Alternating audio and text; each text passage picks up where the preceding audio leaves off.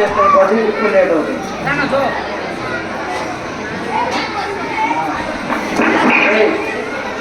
జీవితంలో మనము పైకి ఎదిగే క్రమంలో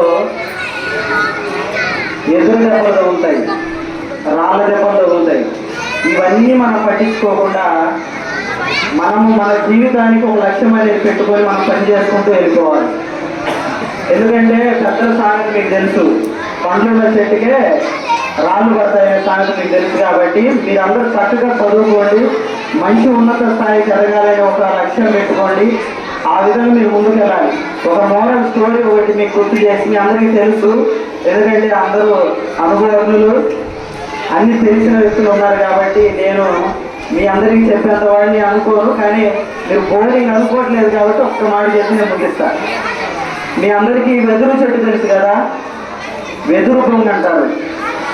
ఆ చెట్టు భూమిలో నుంచి పెరగడం కోసం 1 సంవత్సరం కాదు, 2 సంవత్సరం కాదు, దాదాపు ఒక 3 సంవత్సరాలు అది స్ట్రగుల్ అవుతూ ఉంటుంది లోపల. అంటే ఆ 3 సంవత్సరాలు ఆ చెట్టు లోపల ఏం చేస్తుంది, అది ఎంతో పైకి ఎదగడం కోసం లోపల తన బేస్ను స్ట్రాంగ్ చేసుకుంటుంది.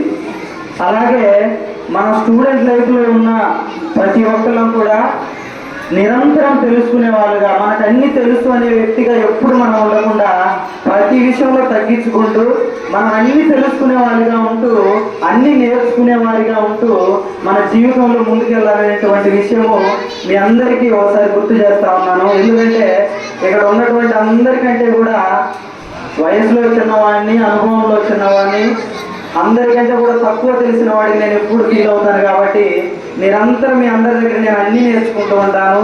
దయచేసి మీ బ్లెస్సింగ్స్ నాకు ఎప్పుడు ఉండాలి.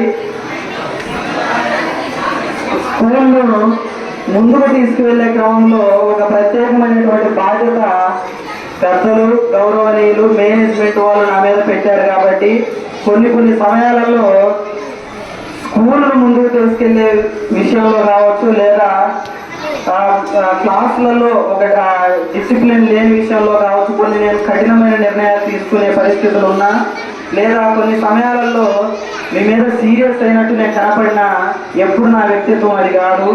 మేనేజ్మెంట్ అలాగే మన స్కూల్ ఉన్నత స్థానంలో ఉండడం కోసమే నేను కొన్ని నిర్ణయాలు తీసుకుంటాను తప్ప ఎప్పుడు కూడా మిమ్మల్ని తగ్గించేవాడికి నేను ఉండను. ఎప్పుడు మిమ్మల్ని మన సంస్థను పెంచేవాడిగా ఉంటాను. కాబట్టి నన్ను మీరు అందరూ అర్థం చేసుకోండి. అలాగే ఈ వెదురు చెట్టులాగా మీరు అందరూ ఎదగడానికి ప్రయత్నం చేస్తారని ఈ చిన్న విషయం మీరు అందరూ ఓపికగా అరవకుండా విన్నందుకు మరొకసారి కృతజ్ఞతలు తెలియజేసుకుంటూ ఎవరైనా